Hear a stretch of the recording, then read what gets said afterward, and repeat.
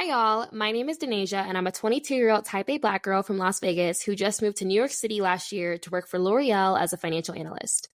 Hey y'all, my name is Faith, and I'm a 23-year-old type A Black girl from AZ living in Denver, working remotely for Cisco as a business analyst. This season is finally here, and we can't wait to share more about our personal lives, working big girl jobs, relationships, and life in general as type A Black girls. Hope you enjoy. Hi, guys. Welcome back. Hi, everyone. Welcome back to Type A Black Girls Season 8, okay? You see how good we look. You see the vibes. This is good. This is good stuff. I'm really enjoying this. And if you want to continue to see this in the next seasons, where can they find us? Patreon.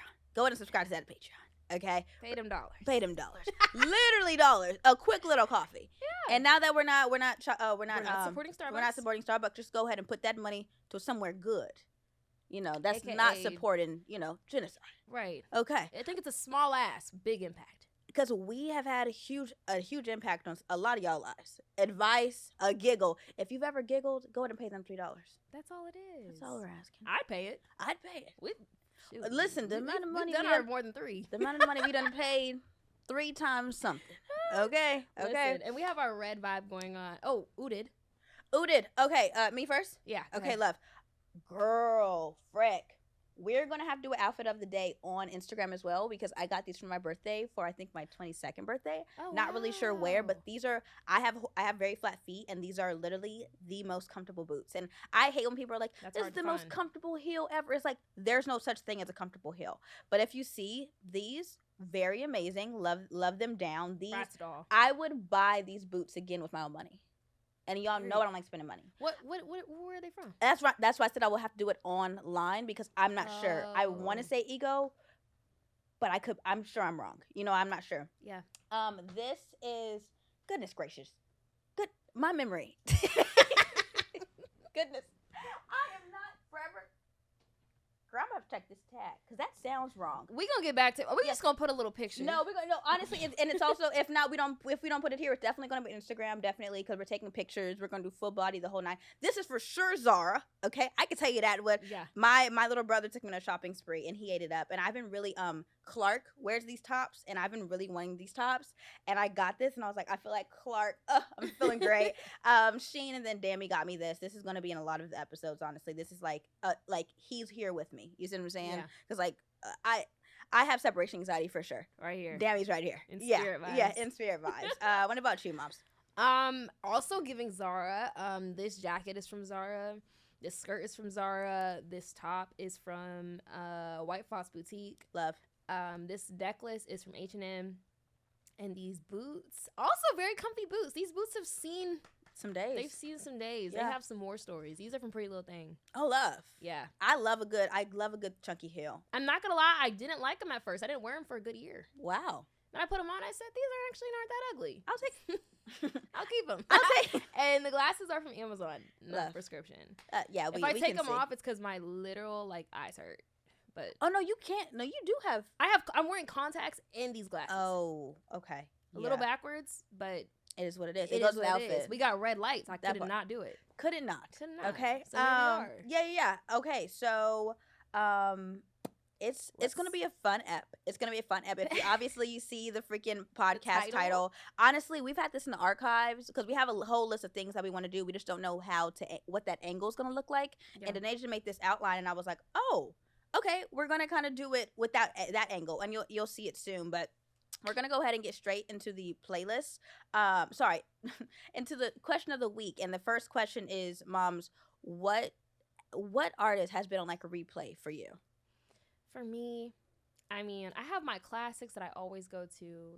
I'm a Drake girl down. Yeah. Brent girl down. Yeah. Summer Walker, SZA. Mm-hmm. But I really like Tyla. I think she gives me kind of a Rihanna vibe. Oh. And I was listening to Water. I can't do the dance. Okay. But I said same. For sure can't. But I was like, I really like her and I feel like she has potential. So I feel like she's my new artist on the playlist now. Wow. Yeah. Mine is her name is Laufey or Laufey. It's very classical, very they be on the streets like that. That's how her music is. Is it that dance video that's dun dun No. I know they have really good music videos. Yeah. But she is like what's one of her songs that's been on repeat? Like my January playlist. I feel like I eat up all my playlists. But her name is Laufey, and From the Start. Don't you notice how you might not be on that side of TikTok, honestly, to be able to hear that. It's not ringing a bell, but it sounds very calming. And you know that's my music. I know. Low beats per minute. See, y'all know if you guys have listened for a minute, that is my type of music. But speaking of playlists, like I said, we're gonna start be making monthly playlists, and so like I'll do 5 songs of my top for the previous month. Denasia will as well, and then we'll have it be collaborative so that you guys can be included songs as well. Yeah, just so it's like the Type A Black Girl January, February, the whole 9, just so it can be like we love the whole collaboration in the community of Type A Black girls. Yeah. That's why we really love our Group Me girlies. Like those are our day one girlies for sure. Yeah. So yeah, definitely join the Group Me for sure. Join the Group Me. Add to the playlist if you have a good song you want to recommend. Facts. Also on our collaborative note, you guys know we've always had a book club. Facts. Not always, but as of recent we've had a book club. Yeah. And right now we're reading 7 Husbands of Evelyn Hugo. Mm-hmm. So if you guys are part of that group and you guys want to be a part of the actual media we're gonna have, it's gonna be on February 25th at 8 p.m. Eastern time. So 5 p.m. PST. I don't know what the mountain people looking like. Yeah. Somewhere in the middle there. Mm-hmm. Yeah. So go ahead and just join us. We will be doing it on Google Meets like we always do, and we'll drop the link ahead of time. So if you guys are reading that book, feel free to drop in. If you've never been a part of book club meeting, it don't matter. Just come through. Yeah. And also, I guess just going down our list, we haven't really had announcements this whole season, but we will be having an RBT episode. Yeah. I know the girlies that are our day ones probably are like, where's RBT? Where the frick is RBT? Yeah. We're sorry. We had to cut it just because of time, but we will be having a full episode on that, as well as Why Would You Say That, all of our popular segments. And then also, if you guys have any questions or dilemmas or anything you want out in the open that you want to talk to us about, we have a full anonymous forum called Free Suggestion Box. Yeah. Also in the link tree of our Instagram of this episode, so please tap that if you have anything you want advice on. Yeah. Completely anonymous, no word count. So tap in with us. I will say all those will be on Patreon. Yeah.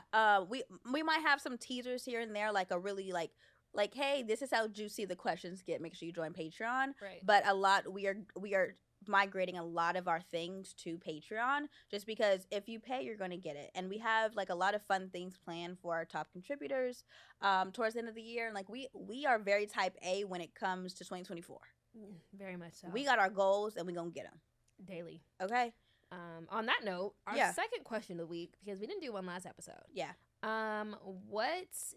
Who in your family do you think would be the most intense at your funeral? Like, just like bawling, like really putting on a show. Because if you've been to a funeral, you know that there's a lot of people that are crying, but it's like some persons, they being a lot more dramatic than the others. Who do you think will put on like? So because I know my family, we're all very dramatic, but because I think I've said this before, but the thing is we don't know the order of any of these episodes. I think I said this in a later episode now because this is going to be the second one, but my sister passed away and I saw how my mom was with her, and she was only alive for 6 months, and I'm her firstborn, so I can that would like really shake the table. So I think my mom, but right under that, just because of how close me my sisters have gotten, I really do think my sisters really aren't as emotional as me, but we can get it, and when when we go, they don't stop. You see what I'm saying? And I think that third one, I haven't seen Dammy cry, I think, ever. Really? Maybe once, but like men don't really be crying. Like they're like, okay, well, what's the next thing? How like that's where I got the solution based, exactly. Yeah. But I don't know what he would do. Oh my god! Wait. This is starting to turn out to be a dark question, guys. Very scary. Like, but it's real. Like, how? Why did I write that? I don't know. This is really scary. Like, I'm gonna cry. Why would I? Yeah, like that's that. But it's like the thing is, we're getting up there, and unfortunately, because we're getting up there. No. Just wait. I'm like, bro, I'm 23. You 24. We're getting up there, and like our grandparents are getting up there. You see what I'm saying? I know. It's.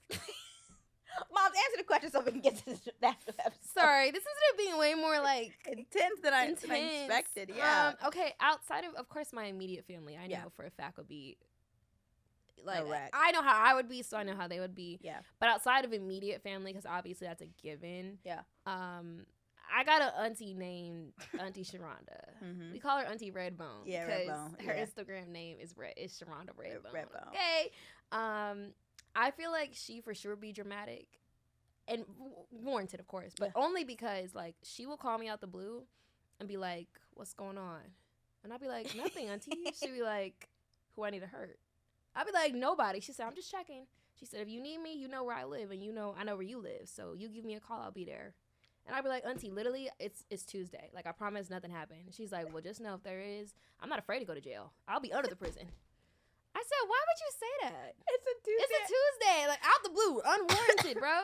So I know for a fact, like, let's say something tragic happened and there was somebody else on the side of me. Yeah. And that's the reason why I'm in the ground. She gonna find him. Yeah. Like, down. That's amazing. That's Redbone is funny. And I've never met this lady. I've never met this lady. Yeah, she's literally one of the funniest people I know. Yeah. Hands down. I'm not gonna hold you. Anytime I told Anita, I said, anytime I think of your family, I think of that dog. Bro. They got this dog. Bro, I'm gonna put a picture here. For reference because there's no reason a Chihuahua should be that big. It's huge. It's your grandma's dog. It's like the family dog. Yeah. Oh, okay. Paris. Okay. Yeah. And Paris. she's like, yeah, they be feeding them Del Taco. Del Taco. That dog eats better than most people on a day-to-day basis. We went to Del Taco visiting my grandma, and my parents like, okay, what do y'all want? Da, da, da. We noticed there was an extra order in there. We're like, who's that for? Why is there a taco combo on the order list for Paris? I said, what do you mean by that? Who's eating that? It's literally crushing up the taco and giving it to the dog. That dog has high blood pressure, high cholesterol, diabetes. If PETA hears this, bro, it's a wrap, bro. It's a wrap for me, Auntie Sharonda, and Paris. The whole nine. Like that, honestly, I love when Asia goes home so I can see that dog. That dog. Yeah. Bro. She's still kicking. I don't know how. She's still kicking to this day. I think the dog's like 10. I don't know how we have a 2-story home back in Vegas. That dog stays on one floor. She can't get up nor down. Be huffing and puffing if she did. She don't even try. Yeah, because that's a large dog. Like for a Chihuahua, y'all, it's huge. You need a friend. I've never seen an obese Chihuahua, but there she is. There she is. But getting into this episode, I mean, we wanted to talk about Black family dynamics, but it was obviously very hard for us because we're like, for one, our families listen. Yeah. And two, we're like, there's a lot of things we want to address and talk about, but how do you deal with without offending everybody? That part. Making it sound like we had terrible childhoods and upbringings. But realistically, there are things that we went through in childhood and that we feel like is very prevalent in Black society that we don't want to continue with our kids. And that's okay. Part. Huge facts. So I guess for you moms, like, what are some things that you want to pass down from your family to your kids? Yeah. I would say like the prime of my childhood and when all my family, we didn't have family drama and stuff and everybody was cool. We had Sunday family dinners and I really did enjoy it. Now, sometimes because like my grandpa did used to own a mega church, one of the biggest mega church like in the 2000s, in the late 90s. And so we would get invited to, dinners every single Sunday by people at the church. And I will never forget, there was this lady, I don't know, I'm sure she's a very sweet lady, but for appetizers, she would give us pears with sour cream and lettuce. Together? As an appetizer. And so it would be them and obviously the big table in the foyer. And then me and my sisters and my cousins at the kid table, and we'd be like, no, we are not eating this. Like, what is this? And my grandma was like, eating. I'm just like, how are y'all in there eating that and not throwing up? That's disgusting. Like, oh, I will never forget pear, sour cream, and lettuce. Like, if I said to my sister, they'd be like, ew. Like, I remember that. I remember that chair. I remember that house. I remember that table. You see what I'm saying? Yeah. So yeah, Sunday family dinners after church.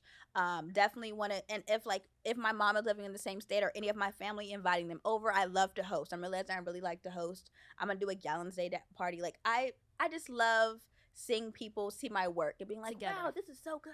Yeah, I know it is because I spent a lot of money and a lot of work on it. Okay, and a lot of Pinterest boards. Another one, not forcing church down my kids' throats. I don't know how, because my grandpa did have a mega church and we were always at church, but it didn't feel like my mom was forcing it down our throats. And I think that's like one of the main beautiful things she did as a single parent. I don't know how she did it. Yeah. Because we really were at church. Like I was in them hallways like more than school probably. I was probably it was like that equal, like a very equal amount. But Yeah, she did a really good job at that. So really taking, that's one of the notes I'm going to take from my mom for sure. Like, hey mom, how did there's, it gets real gray. Yeah. Because it can really be forced. And then I could have been here. Like, I never want to go to church because my mom made it so required. That made it required. Yeah. It is like, okay, we're going because like this is like the routine, but it wasn't like you need to be reading the Bible every day. Like it wasn't like we weren't punished for it. You see what I'm saying?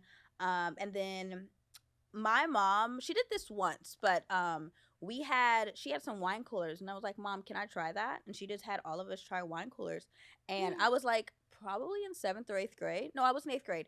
And I was like, this is disgusting. And I think that's probably why I don't drink. On top of me getting really bad headaches, like none of my siblings don't really drink. I think like we like a few of us have here and there, but it's just like it's nothing to where we're like, oh, we need a drink because we weren't able to do it when we were little. Like, yeah, it's good. Like, you don't need a revenge drink. I don't need a revenge drink. Like, my mom was just like, here you go. Like, she's like, I was gonna do it with like drugs, but she's like, I just didn't have the energy. Cause like, so introducing like drinking and like not all the drugs, but like just like the fun one that you potentially may do in high school or college. I never did them because I was so scared of them. Because I was like, I can't veer from my path, but I don't think my kids are gonna be like that. You see what I'm saying? I don't know where all that anxiety came from. It was very perfectionist. It's like, hopefully my kids aren't like that, but it's like, girl, it kind of runs in your veins. I'm not gonna hold you. Yeah. So we'll see. But yeah, just kind of like, hey, okay, this week we gonna try wine coolers. Next week we gonna try wine. You know, like just having just like little family date nights to try it. Like, hey, like these are the effects of it. Do you like this feeling? Do you not? Like,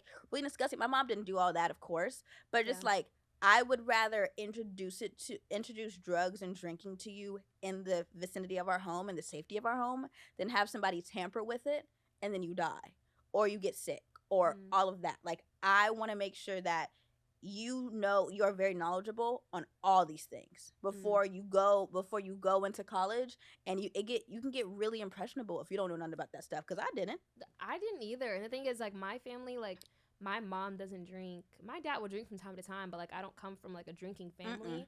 And it was always like, no, you can't drink, you can't do drugs. To this day, I've never like smoked or done any drug. Yeah. And I was shout like, out to you for real, because that being 23, bro, I've been living life raw dogging, just sober. Like, bro, that's truly amazing. It's hell. I'm not gonna lie. Like, I've never had a blunt, but sometimes I'm like, I need something. I understand cigarettes at this age. Oh, I'm not that. No. I'd be like, they smell crazy. But I'm talking about the act of it. Like, I understand. Like life gets so rough. Going out and go take a smoke. Smoking a cigarette. Sometimes life. I would understand the Tyler Perry movies, and they'd be like, with the terrible wigs. Like, just great. Just and the mic is right here. Just lace. Just not even lace. It's just like wig and then mic. Like, I don't even understand. But yeah, like I will say, like, what is it? I was very like, no sex, no boys, because I didn't want kids. And then I was like, no drinking, no drugs, because I've seen what that can do to other people, and I saw the popular people doing it, and I was like, if I was easily peer pressured, I would love to be there, but I wasn't invited to nobody's party to even be impressionable. I'm not even gonna lie, like, I just thought it was such a windly path from like smoking, like just smoking a blunt to being a crackhead. Yeah, I don't know why I was just like, oh no, that's a very dangerous path to get down. But also it was self-awareness on my end, because I was like, I know how I get, where I have very like obsessive, like extreme personality. Like I just, if I like something, I really like it. And I knew that like there's a chance like that you just never know how you will react to something. And I was like, I don't want to take that chance, because realistically, I'm in my cereal era right now where I'm just obsessed with like Fruity Pebbles. It could very easily be a different type of Fruity Pebble. It could be quickly. And it's like, you don't know. And knowing that it ever goes down that path, expects for that to happen. Facts. Exactly. You know? So it's like, you know, it really is knowing yourself, and knowing, I think when you're a parent, also knowing your kid, like knowing if they're the type to like, once they get in that room, how will they fold under pressure? That part. If they don't fold at all, okay, great. But if they do, like, you got to make sure they're ready for that. Girl, exactly. So honestly, I'm excited to have kids. Not the money I'm going to spend on them, but at that point, I'm gonna be rich. So we go every day, we live lives. You see what I'm saying? No, what about you, moms? For me, like, I really want to take I think my parents did this very well, like not having a one size fits all approach to the kids. Absolutely. Like my parents were very intentional about us having our own things that we're passionate about that made us who we are. Like I was very into, especially when I was growing up, like gymnastics and ballet. That was my thing. Yeah. When Kayla got older, she was on the dance team. That was her thing. Like Buddy was like, oh, I love cooking. Like he watching YouTube videos and cooking videos, like things like that. I think my parents are very good about making sure we had our own identities, so we're never feeling compared. Facts. And I think especially if like you're an oldest sibling, you don't ever want your siblings to be compared to you. And there's been times, especially since me and Kayla went to the same high school and college, where they'll be like, oh, like Kayla's like, oh, I'm in class and they're bringing you up. And I would hate that, because I was like, I would hate to be a younger sibling and bringing up my older sibling in a space where it's supposed to be about me. Facts. And I'm supposed to be figuring out who I am, and they bring up Denasia. So like I was also very intentional on mine as a sibling to never bring up no comparisons. And I think my parents are very good about that too, of making sure that like my younger siblings always feel like they were their own people, and we weren't just like all, you know, expected the same way and like ranked on the same standards either, because we have different personalities, different tendencies. And my younger brother has autism, so like the way that we handled that as being like a special needs family is very different, because it's like the way that you parent him is not the same as me and Kayla. Huge facts. It's not. And it's like, especially as siblings too, it's realizing like, you know, the way that you interact with your siblings, and like especially with my parents, they're always like, if something happens to us, all y'all got is each other. And they really ingrained that in us too. Facts. Because I don't know if anyone else's family is like that. I come from a very long line of sibling beef. Like there are aunts and uncles that don't talk, cousins that I don't know, and it's like I don't ever want that to happen to my kids, where, you know, they don't even know who their cousin is because me and my sister not talking. That don't even feel like a world I could live in, bro. It doesn't. It doesn't. But that's happened, and that's happened in my family, and it's like I just want to break that curse specifically. And my parents have been very like, no, like if y'all have an argument, y'all talk that out right now. If me and Kayla got into it over like something in the bathroom, a hairbrush, whatever, they're like, no, come downstairs, we talk about this right now, because you're not gonna let little small things that happen in your childhood add up, and now y'all grow up hating each other, bro, or you grow up having animosity from childhood that you're bringing into adulthood, and now it's like you'd rather just not talk than unpack all that. So talk about it right now while we're all here together, cry, get it out, and we moving on. And I think like for me, I want to have kids, an even number. She was very serious about that. Like, I don't know, I come from an odd number of siblings, and I just remember one time us being on a roller coaster and somebody having to sit in the back by themselves. That's scarring. That's a scarring situation. That's you brought that up. Terrible. Like we, of course, like, you know, like it sucks, but it was just like I don't want that to have my kids. So I really want an even number of kids, but I just feel like raising them to make sure that like, you know, your sibling is all you got. Facts. Your siblings are the only people throughout your life that are there the entire time. And know why you are the way you are. Know why, like, that's so crazy. Your kids only see you in the later half. Your parents only see you earlier, depending on if you lose them early. Facts. So it's like, your siblings are there from the start. And I feel like I've really, really, really realized that. And especially with my brother, like, I feel a very huge pressure and responsibility to be like, knowing that he is special needs. If something happens to my parents, we got him. Oh, absolutely. Like, you know, taking care of him and making sure he's good, because that's a whole different priority that I think it's not even something I can really explain, to be honest with you. But that's something that I really want to take to my kids.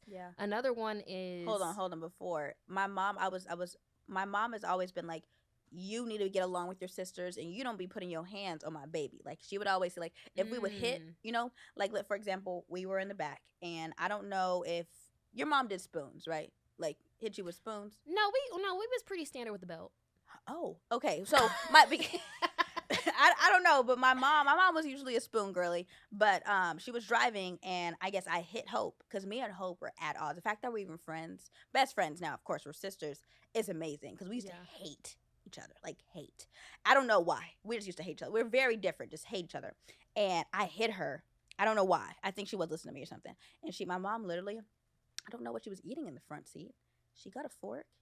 She goes like, she literally, obviously on the freeway, you don't be hitting my baby. I'm like, Mom, you're stabbing me. With a fork? With a fork? Oh, I was like, this lady is insane. You don't be hitting my baby. She's like, y'all need to get along. And I was like, okay. Last time I hit Hope. Yay. Okay. Lesson stuck. Right. Literally stuck.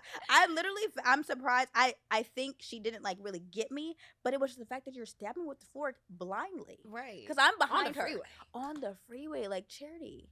What are we doing? What's going on? But I get it. You don't be hitting my baby. No, literally. I get it. My mom was very, very, like, me and my sister are very much, like, know what's going on. Like, we have that trait, too. Like, especially with Buddy, we get very overprotective. Oh, and my mom was like, you're not the mother here. And I said, oh, you're right. Correct me, huh? You got it. But it's like, as an older sister, that is kind of the tendency. Like, you know, like, you get very protective over your siblings. Oh, serious. Especially if, like, you know, you like, what's going on with them? Oh, if you're, I don't know if Kayla has ever done this, but calling you crying, and you're like, who do I need to hurt? Auntie Sharonda vibes. That's how I felt with my sisters. I'm going under the jail. I'm very serious. Like, my sister called me crying, and I was hot. I was getting hot. I'm like, sissy, what's going on? Yeah. Like, what's like, please, I need you to talk to me. Like, and she told me, and I was just like, oh, I was like, if it wasn't snowing right now. And mind you, I've never been in a fight. Never even really used mace for the right reasons, okay? And we would just spray it in the bathroom and lock ourselves and figure out who could survive in the bathroom. Anyways. Nuts. That's insane. And I was like, sissy, if it wasn't snowing right now, I would drive there and find that lady and mace her. Like, I was hot. Like, it's just like the storm in your body. I'm not even gonna hold you.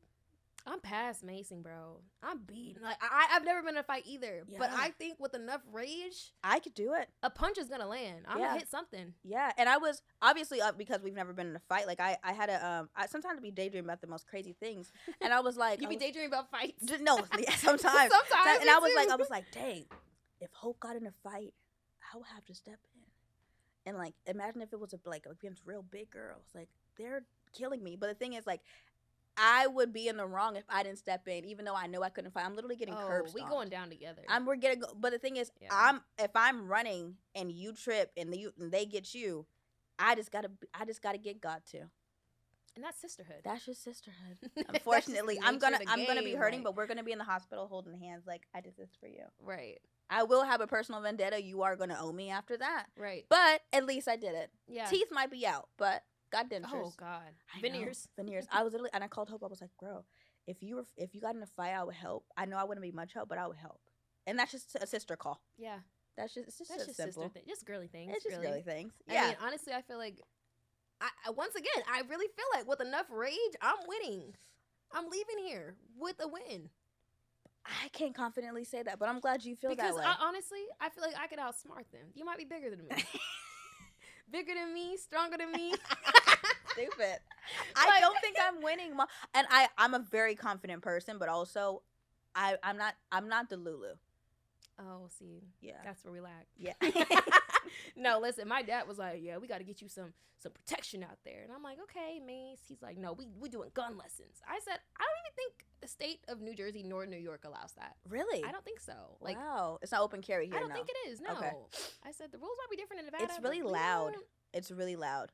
Shooting is so loud, and the thing is, they don't show you this in the movies. The things be popping you in the head. What? Yes, the shells pop you in the head. Like, no. how do you shoot? Bro, we not hitting the face. No, literally the shells pop, and it's hot too. Oh, brother. Yeah. No, never mind, bro. Yeah. I'm already anti-violence. Well, it doesn't sound like it from this conversation, facts, but I really am a very peaceful person. Like, this is the last resort. This is like over my siblings type last resort. Oh, absolutely, yeah. But like realistically, I was like, bro, do you think I'm just gonna carry around like a little Glock in my purse? I know. I be shuffling through my purse so fast, I'm gonna shoot through my Coach purse. Bro, dead ass. My dad was like, oh, because I was like, okay, what am I supposed to do if I'm on the subway and someone attacks me? He said, you got to shoot through that purse. I said, my tabby? I'm like not doing that, bro. It's gonna have to come out. Are you replacing it? It's gonna have to come out. What? And I was just playing with him. I said I want to bedazzle the Glock. He said, I'm not. He said I don't. Now I'm nervous. He said they're for sure gonna see it coming. No, absolutely. I said, well, like, I mean, if I'm gonna have it, it need to be cute. No, I get that, but just do it pink. Don't bedazzle the lid. But he gonna see the pink too. I guess you got. That's why he be black. Yeah, you got me there. Just give him black gun. But I'm like, already my bag is really just giving Apple Pay, lip gloss, and keys. Yeah. Gonna add a Glock to that? A lot of your purses can't be used because the Glock probably can't fit in there. Can't fit in there. Glockamo, like I don't know, Glockaroni, chips and Glock. What's your next one? Where are we at? Yeah. Yeah, no, we veered. Oh, what are some things that you don't want to pass down? Oh no, you had a few more that you wanted to pass down. No, I didn't. No? Oh, okay. Family reunions. Yeah. Okay. I didn't realize that one. Yeah, family reunions. Okay. Yeah. For me, it's church drama. Literally, we just had my grandpa's 70th. He absolutely loved it. That's where I was right before I went to Vegas, and I came back to Denver, then went straight to Jersey. Whole nine. And literally in the party instructions, it said, can't talk about family drama, and can't talk about church. And I was like, literally, I'm not gonna hold you on my grandpa's, but right the day before his birthday party, that was the first time I heard him talk about anything that wasn't church. And he gave us like from the time he was born to now. Oh wow! Like life story. It was like I literally recorded it because I was like, I want to listen back to this because it's like our grandparents are getting up there, and like I implore you guys to ask your grandparents their life story. I promise you, it unfortunately might make you look at them in another light, but it also will make you understand why they are the way they are. You know? Yeah. And like we were asking about his love languages. Like he was like, that is why I like you guys asking questions. Now he's never said this to us before. Wow. How would we know? But yeah, we were asking him questions and understanding like him and my grandma's relationship. And I will say, like, that generation put up with way more than what we put up with. I will say my grandma gave my grandpa a lot of chances. Yeah. A lot. Okay. And I literally just look at my grandma like, and she over there scrolling on Instagram. like I done heard this. I done lived through it. And the craziest part is I feel like, we talk about seeing our parents as people, and we're like, like at the end of the day, my mom, she's just a girl. Yeah. It's her first time living life too. That's really hard to come to terms with, because you want to see your parents as like this like shiny hero, like the person that's supposed to know it all, but realistically this is their first time doing it too. That part. Putting your grandparents in that light as well. The amount of stuff my grandma has been through that I didn't even know until we're talking, like me as an adult, she'll just drop something in a casual conversation. Mm-hmm. And I'm like, Grandma, that's traumatic. Yeah. She's like, girl, that's my life. And I'm like, it's really sad to see, but it's like, I think they did put up with a lot more. Mm-hmm. And like a lot of things were so normalized that now it's just brushed off. And it's like, that's still impacting you today, 50 years later. Yeah. Yeah, I implore you guys to ask your guys', even mom. My mom, my grandma really won't drop stuff like that. Like, I would need to ask. My mom would just be like, yeah, and that's why, da da da. And I'm like, bro, that's my dad. I learned a new trait about my father, like past life. I'm like, what do you mean that happened? That part. He'd just be like, yeah, that's why back in 08. What do you mean? What are you talking about? Back in 92, what are we doing? It's just like, can you write a book for me so I can know? Like, just dropping this on a random Wednesday, I don't know if I can handle that. Yeah. Like, that's a lot. It's like, okay, and then he just goes along with his day. Like it's nothing. Like what? Like my mom does that more so, and I'm just like, oh, I'm understanding why you are the way you are. But younger us wouldn't understand. And wouldn't be able to take that in realistically. Oh, absolutely not. Definitely not randomly. Yeah. I'll get in a FaceTime just right after a meeting. And she's like, yeah, so da-da-da-da. Now I'm supposed to go about my Tuesday. Child? That's crazy. It's crazy, but I just think that's what parents do. At least that generation. And honestly, on the note of like asking your grandparents and just getting to know them as people, like kind of unrelated, but also documenting things that they like to do and things that they're good at. Like this past time when I went back home for Christmas, my mom don't ever write no recipes down, and she don't ever measure, and neither does my grandma. Yeah. But this time I was like, no, I'm sick of y'all telling me, oh, just throw a little bit of this and this and that. Like, teaspoons. I need teaspoons. I literally sat there and I recorded every single dish that was made that entire weekend, and I'm making like a private family YouTube channel of all the recipes. Period. And I literally narrated the whole thing. Like, I have a folder called Greens.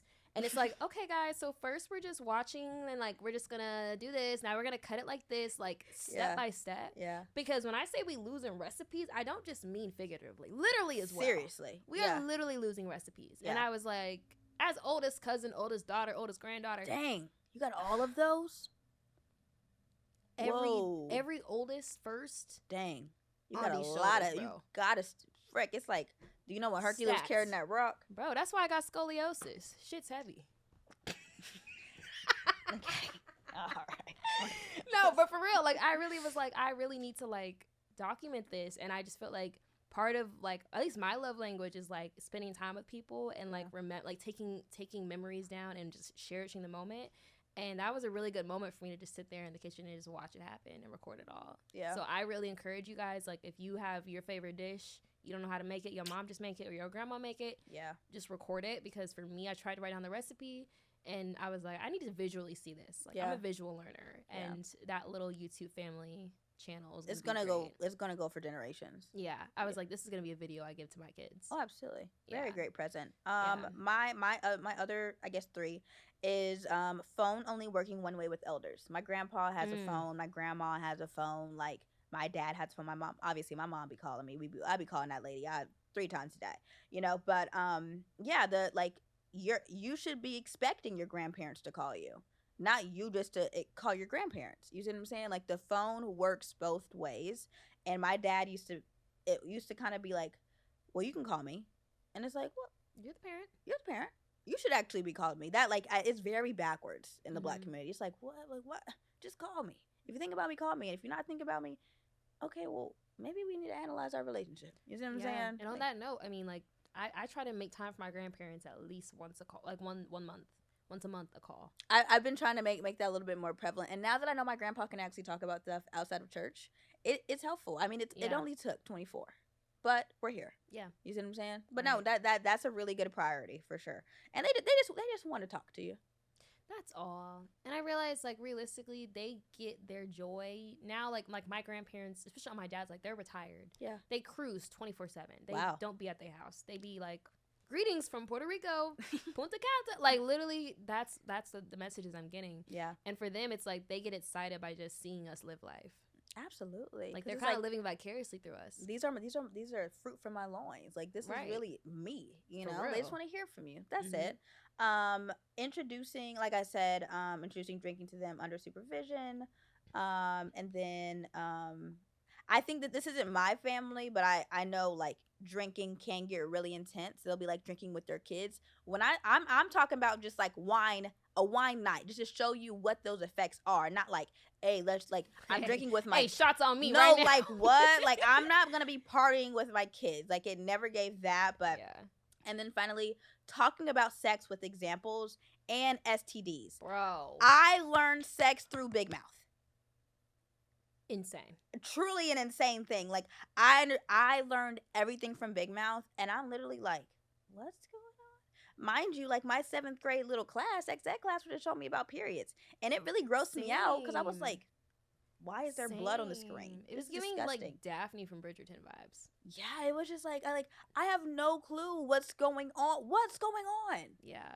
I gotta learn this through Big Mouth. Like, even though the conversation is gonna be uncomfortable, I'd rather it be uncomfortable than you get pregnant at an early age, or have to have an abortion like that, and at such an early age that's going to affect you for the rest of your life. Or just talking about what it means to have that in a relationship. Like, I think there's so many more things than even just like STDs and like just the implications of what it's gonna feel emotionally. Like, there's a lot of different layers to it that I think get overlooked. And I think especially in the Black community, we're so heavy on abstinence. Don't do it. Yeah. But it's like, okay, realistically, a lot of kids do end up doing it. And when they do, they're lost. And they can't come to you because you've now made it a sin. Like, I mean, you know what I'm saying? Yeah. Like, you've made it, like, very, very negative and bad to the point where they can't come and talk to you. Huge and not everyone's dazed and confused. They're hurt. They don't know how to talk about it. They're dealing with their friends who are just as lost and confused. I don't know what they talking about. It's the blind leading the blind. Literally. Absolutely. Yeah, no, that's a big one. That's like probably the huge one. I'm talking about banana, showing them how to put on a condom. Papaya. The whole papayas make me just want to throw up. Just the seeds. That's making me uncomfortable. Moms, what are yours? For me, like, a really big one that I have, like, toxic things I don't want to continue in my family, telling all my kids' business to other family members. Girl, guess what? This is so traumatic for me. Like, literally, the amount of times I've been, like, walking downstairs and I hear all my business being told, like, embarrassing things or just things I didn't want everyone else to know. Yeah. And it's like, I just kind of think that for me, what happens in my house stays in my house. Of course, I get, like, if you talking to your sister, you're like, girl, your niece did da-da-da. I get that. Yeah. But, like, I think there's definitely a limit to it. And I remember specifically, like, when I was 13, bro, 13 was a rough year. But 13 specifically, like, I wasn't allowed to have any social media. It was a very strict guidelines. Wasn't allowed to have any social media. wasn't allowed to be on any platforms like that. Like, it was very, you know, you have your phone to text and call us. That was it. Yeah. And at the time, like, I ended up creating a Twitter, like, secretly, and I was just, like, just on there just really looking at One Direction stuff. I was a Direction. Of course. That was what I was looking at. Yeah. And I had, like, a fandom account, you know, and I had a Wattpad, and that was about it, right? And I remember and I had a Kick. Oh! I had a Kick. Oh. And I remember one day, I don't know if I had an attitude that day or what happened, but I had an attitude with my dad. On the way home from school, he was like, give me that phone. Goodness. And I said, oh, frack. Hate those words. Hate. So I gave it to him, and he said, and take the password off. Huh? And I'm sitting here in the car. We 3 minutes away from the school. I'm thinking, how many things can I delete in 3 minutes? And he's literally watching me, and I'm like, bro, there's no getting out of this. I'm getting in trouble. He got that phone, nothing. I came back home, bro. First of all, the car ride. How did you even survive that 8 hours of school? Here's the thing. I'm thinking, it can't be that bad. I'm in the clear. I'm literally living my best life at school. Because I'm thinking, bro, what did I say that could be that bad? Yeah. I didn't even realize how bad. Like, literally, things I was retweeting, things I was liking, like, if they had cuss words in it, that was an immediate no. The fact that I even had a Twitter app on my phone, immediate no. Oh, you wasn't doing Safari. You was doing the app? App, girl. App. Had the app down. Had the Kick. And you know how things was getting down in the Kick. Like, and the Kick. All types of things. And it was just like, I just wasn't really thinking that it was a big deal. Yeah. Because I was like, I'm a kid. Like, you know, like, I'm just living my life. I'm not doing drugs. I'm not pregnant. Like, it could be worse, you know? It could be worse. The worst I'm getting in trouble for is having cups in my room. Like, you know? Yeah. And I was just like, it's not that bad. I came home, and I tell you that, to this day, was one of the most worst nights of my childhood. Like, I literally was, like, just getting it left and right. Like, just getting yelled at. They were like, we're disappointed. Actually, no, the worst is we were disappointed in you. We thought you were better than this. We thought that you wouldn't defy us like this. And I remember thinking, like, damn, me making this Twitter account and me having all these, like, accounts that I've had, mainly for freaking One Direction, is the worst decision. I remember them taking my One Direction posters down. And I said, oh, this is hell. I'm in it. Niall. Bro, when it took Zayn down, I just had to close my eyes. I said, oh my God. Like, looking back, it was very dramatic. But in the moment, that was just something that I really cared about. Yeah. And I was a very shy kid. So, like, having friends that I was talking about One Direction with made my entire day. Yeah. Like, these were small things that I really cared about. And I was like, bro, this is literal. Like, I was really, really going through it. And also just the fact that, like, I felt bad that I was just disobeying them, you know? Yeah. And I think I had said something in a chat. I think I had said, like, I said the B ass N. Whoa, ban? B ass. We're trying to give it PG-13, but y'all know what I said, bro. And it was just because I had my One Direction friends, but I also had my PE friends, and they used to be cursing, bro. We used to walk the mile together. Oh yeah, that's camaraderie. We used to walk the mile together, bro. And they would always be like, "That BA," and I'd be like, "Yeah, yeah." And they were like, "We want you to go and apologize to them for how you've behaved." And I said, bro, what? I said, apologize for what? Like, they say it too. What? And I think I literally had to send a text, like, I apologize for my behavior. And I came to school, and they were like, Denasia, what happened? Because last night, it was a kiki at the lunch table. And now you're apologizing for your behavior? Like, just the whole thing, it was a lot happening. And, of course, I look back, and I'm like, okay, I get that the lesson was teaching, like, you know, discipline, like, you know, how you carry yourself. I understand the lesson now as an adult. But in the moment, it was literally hell on earth. Yeah. I think I was on punishment for, like, literally, like, months after that. And the worst part about it is that my grandparents had called. And this is how I bring it back to the main topic. My grandparents had called. And my parents had me get on the phone with them and tell them why I'm not allowed to talk to them. And list out said things I had said. Did you say ban the whole thing? No, I didn't say that part. They said you can leave that part out. Oh, thanks. I said, well, thanks. Yeah. And I was just like, bro, like, that was when the Sharkeisha tweet happened. Sharkeisha, y'all know Sharkeisha, the video on my Twitter. I only had so many tweets. Most of them were retweets. But my Sharkeisha tweet happened, and basically my sister or my mom had went in my room, and they left the door open. And I said, if one more person come in this room and leave the door open, I'm about to Sharkeisha somebody. And my dad pulled up a video of Sharkeisha beating that girl down. He said, is this who we are? And I was just like, literally. Why are you so mad? in tears, bro. But I was just like, it was like, I understood like just dumb humor. I was just like, bro, I was really playing. Like I was not about to really Sharkeisha. Like 13-year-old Danae just sitting on the couch, just like, bro, what? Literally this small. Like I thought it was a giggle. I got a good giggle out of it. It got like 10 likes. I was like, I'm lit. 10 likes on Twitter is like 30K on Insta. No, actually. I was like, bro, like, what's going on? Oh my gosh, oh, you're serious. That's insane, bro. I was just like, this is unreal. But I say that to say, the amount of times that that whole story and situation, I heard it being told to my family members. I was like, I understand I messed up and this happened, but I said, there's no reason why all of my aunties, everybody knows, and I'm sitting here on the phone with my grandparents. Like, even as a kid, I was like, this is OD.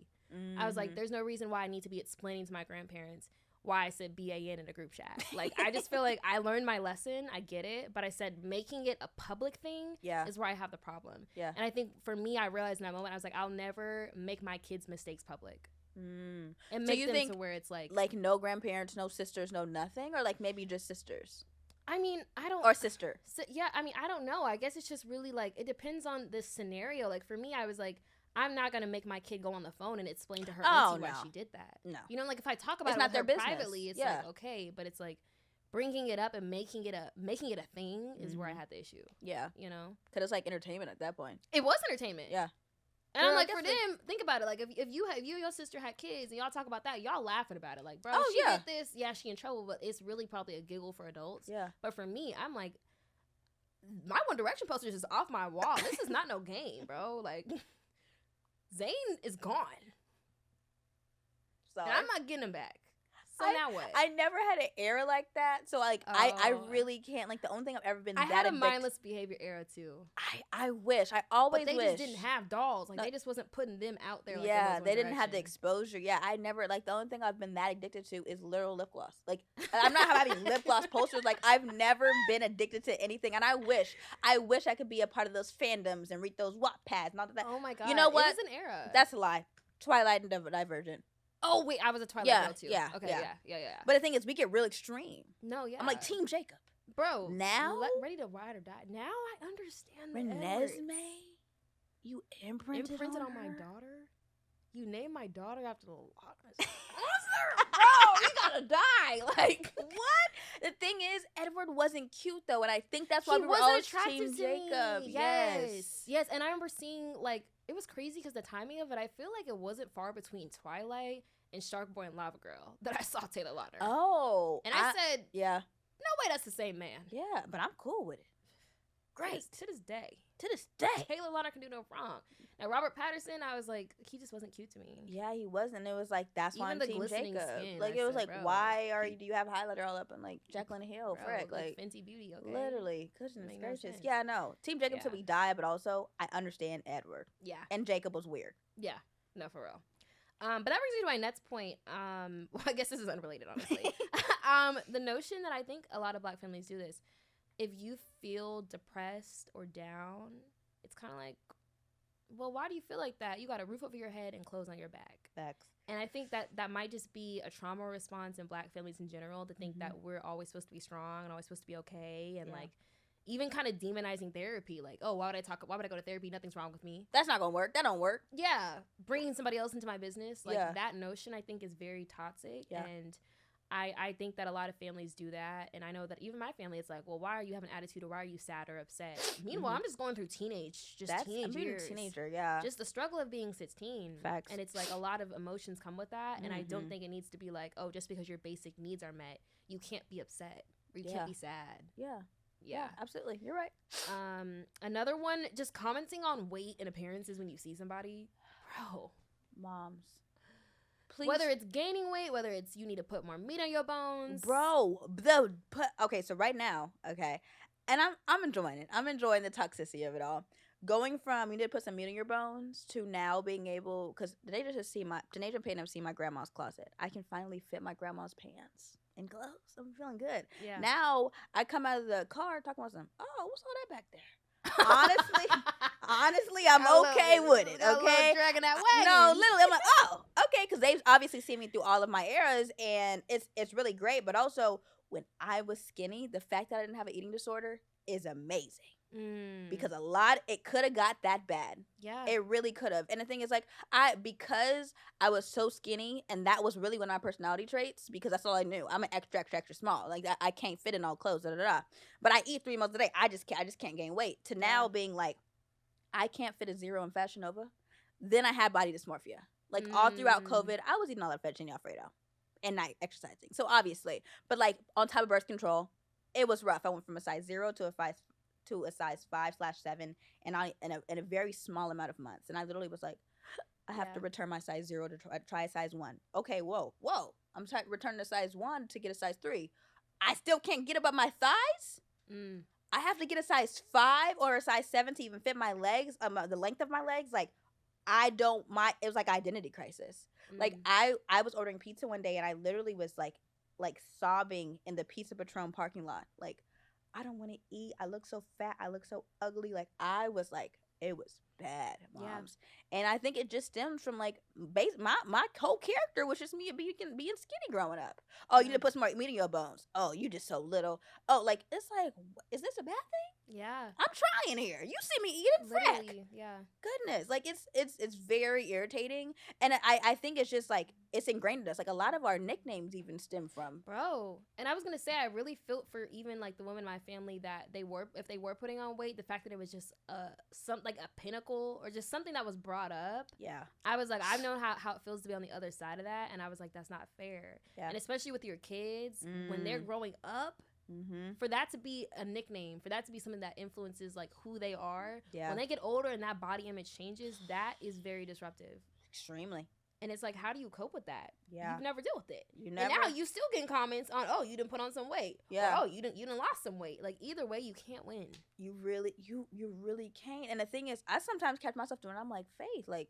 Yeah, we gotta break generational curses. Stop commenting, now. And it starts with us. But it's so hard because I'd be like, "Dang, your booty getting big," you know. Yeah. And I think that's the good side of it. I'm not gonna. That's not a bad thing. But it's like we shouldn't be commenting on people's bodies anyway. Thank you. Thank you. Even jokes or even skin color. Oh, bro, we could have. My little sister's nickname is Chocolate Bar. Like, why? Why? Why is that little girl like? And that little my grandma was like, "Hi, Chocolate Bar," and like it's endearing because I know she doesn't mean it that way, but like, even making it a point, what to have a nickname, like we didn't have to do that. Now I never got like its nickname that stuck, but like it would be like a lot of skinny minis, you know, things like that. But it's like, dang, frick. Like, and I think it really is just like we point things out, and a lot of things become jokes just by you done did this, da da da da, and that's how you get your nickname, and that's how you get like, you know, like your childhood, I guess. But I don't know. Now that I'm seeing with my adult eyes, I'm like, a lot of that can really go very wrong if you are not stable. Yeah, especially like I'm gonna. It might be a joke to you, but I'm gonna take it to heart, and I'm gonna carry that with me. When I was when I was having body dysmorphia, commenting on my weight, bro. I would take that home and cry. Bro, literally, even comments to this day. Like, I remember when I went home getting comments like, girl, like, are you even eating out there? Like you must be doing a lot of walking because I'm not seeing, like, comments like that. It was like, bro, I went home thinking, like, oh, my God, like, let me go ahead and, like, I'm, like, looking at my life, like, do I have an eating disorder? Am I not eating enough? Like, hyper-analyzing things. And it's like, had that comment not been said, I would not even have thought about it. I would have continued living my life and it would have been fine. It's like, I know your intentions aren't bad, but the intentions don't cancel out the consequence either. Consequences? Like, okay. You got to look at them. Goodness. So, yeah. I feel like a therapist with these glasses. That's what, yeah. Honestly, these outfits do give black family dynamics. So I'm glad. It gives therapy. Also, I don't know if maybe this is just like what I went through, but I feel like a lot of times, a lot of black parents will be like, oh, you only 14. You don't know no better. You don't know. No, I do. Well, maybe. You don't, and I get it. Yeah. But I think also the point of, like, kind of using your age against you. Oh, I see. You know? Kind of being like, you're 14, you don't know nothing, you have not lived. And it's like, obviously I know that, but it's like, I'm also not stupid. Because you raised me right. You raised me right. Yeah. You know? And this is also my first time being 14. I don't know what it's supposed to be like. I don't. You know? Like, not using your child's age against them. Just because that was something that happened to me, and I was like, bro, I know I'm 16. Yeah. I know I ain't lived out there. But that also doesn't mean that what I'm talking about, my experiences aren't valid. Like, but I guess that's also, like, just, like, bringing them in as, like, a space of, like, I understand you, and I need you to understand that I also make mistakes, you know, as a parent. You see what I'm saying? And that just comes with gentle parenting, a lot of patience. And that comes with a lot of accountability too. Yeah. Like, to be like, I was your age and I made these same mistakes versus being like, I'm the parent, I know better and I know all. And then you, as an adult, you realize like, no, you definitely don't. Everybody's doing this for the first time. That part. Like, you've lived life, but it's also you're learning too as a parent. Yeah. And when I'm on TikTok, when like the parents are like, my kid was right and I was wrong, and I'm like, that takes a lot to say. As a parent, to say that and to admit it, on a platform, like, wow. I will say, as I was getting older, I think when I was especially like in college, because now I'm an adult living under my parents' roof, which was very, very difficult. Like, not moving away for college. Yeah, I could do a whole episode on that. It's like you're not paying rent, but you're paying rent mentally. Absolutely, you're paying rent in other ways. Yeah, you know. I think me and my parents got into an argument. It was like me and Kayla and my parents, and I remember afterwards, like, they came to us and they're like, you know what, like, we were wrong on that. Like, we apologize for how that handled. Like, you know, like, I understand where you're coming from. And it was just a very, like, adult conversation. And I was like, wow, like, this was very healing for, like, not just the situation, but also, like, how I've kind of felt for a while, where I'm like, damn, I feel like no matter what I do, it's either if I'm expressing how I feel, I'm talking back, or it's seen as bad, you know, even when I know I'm being respectful about it. For sure. So it's like, you know, that was really like a really good point for me, and I was like, I want to take that to my kids. Yeah. You know, where I can tell them, like, you know, I was wrong in that situation, or I'm sorry I didn't listen to you, or you didn't feel heard, and using more of like a feelings approach versus like a logic approach, because sometimes it's not about the logic, it's about how you made that person feel. Big facts. Yeah. So that's a really big one for me too. Absolutely. Also, not using the first child thing so heavily. Wreck. Goodness gracious. Shout out to all our oldest daughters, sons. We stand in solidarity with you. We really, really hope you're doing well out there. I mean, I think as an older sibling, there is a lot of natural pressure. Easily. Of just being the firstborn. Like, okay, you know, like my parents, you know, they're relying on me to make them look good and, you know, do the right thing. Facts. But then my siblings are looking up to me. Like, that is naturally just a very, like, pressure-driven role. For sure. But to have that be re-emphasized every time, like, oh, you made that mistake. You're the oldest. You're supposed to set the example. Like, I know that. I know. I feel that. I feel it every day. On them shoulders. Like, frack. It's weighing very heavy. Yeah. I think having that and, like, really putting emphasis on it was really hard. And I was like, I don't want to put my firstborn through that as much. It's going to come naturally, but not making it, like, a point all the time, you know? Let's say, like, if, for example, like, let's say Kayla got in trouble. Did you also get in trouble? Like, you should, like, you see what I'm saying? It depends if we were together. If we were together, yeah. If it was not related to me, then no. Okay. Like, if, like, let's say she got in trouble at school, it wasn't like, oh, Naisha, like, bringing me into it.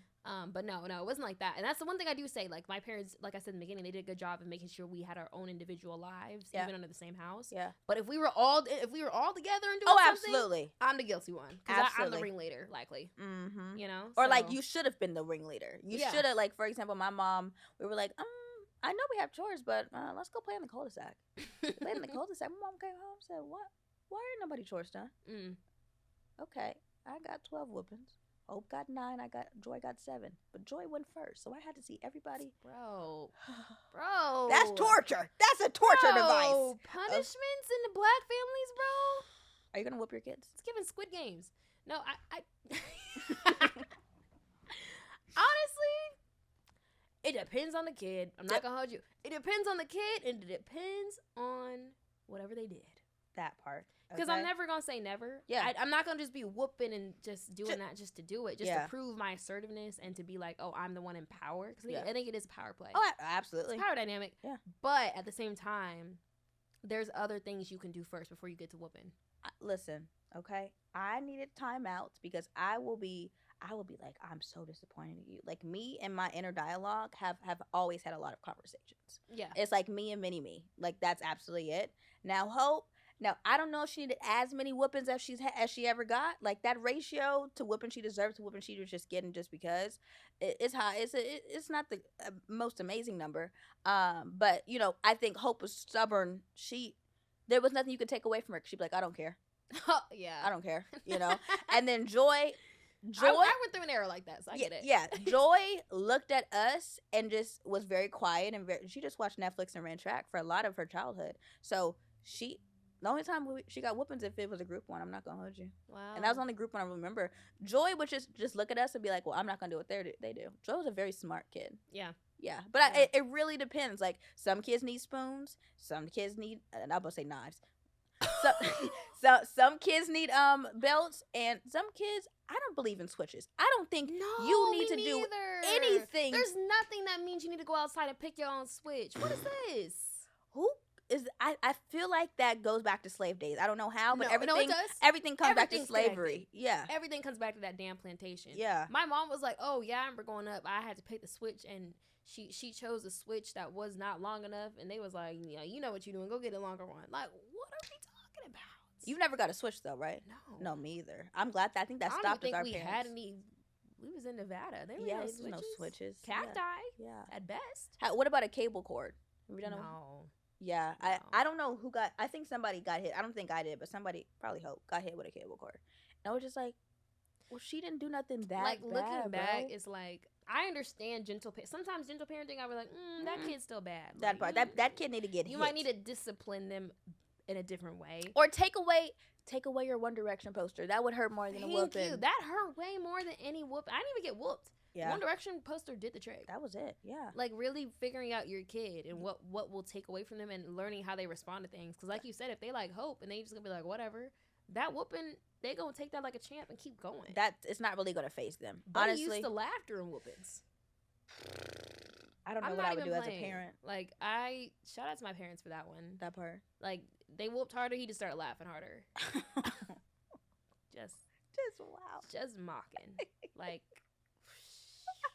we put McQuett and Marvin through a lot. Yeah, y'all. It was a bunch. Yeah, and we put my single mom through a lot. I'm just like, wow. I'm like, you know what, Mom? Thank you. Yeah. You know, because you had a lot against you, and you still raised three really decent kids. Right. Okay. More than decent. Yeah. Like I'm like really shout out to our parents. Yeah. Honestly, we wouldn't out to be our parents, our families. Like we've made it very far. Very far, and there was a lot of odds stacked. A lot. And honestly, I've realized like now that I'm older and I'm seeing other people, I'm like, we were not all raised this way. Good googly moogly. Wow, y'all googly moogly. Y'all need to get hit. Okay, like I'm serious. Y'all should have got hit more. What did Summer say? I want to start with your mama. She should have whooped your ass. And on that note, thank you guys so much for watching. Yes, we love y'all so much. We will see y'all next week. Yeah, we didn't mention Patreon, but make sure you subscribe to that Patreon. Please do. There's a lot of fun stuff. We have a lot of fun stuff planned. Honestly, by this time, it's already on there. Yeah. So go ahead and click the link in the description. Follow TikTok, Instagram, the whole our link tree. Yeah. Make sure you guys are in our free suggestion box, our group me, all the things. All the things. Our book club. Read that book. That part. And yeah, guys, we'll see you next week. Bye. Bye.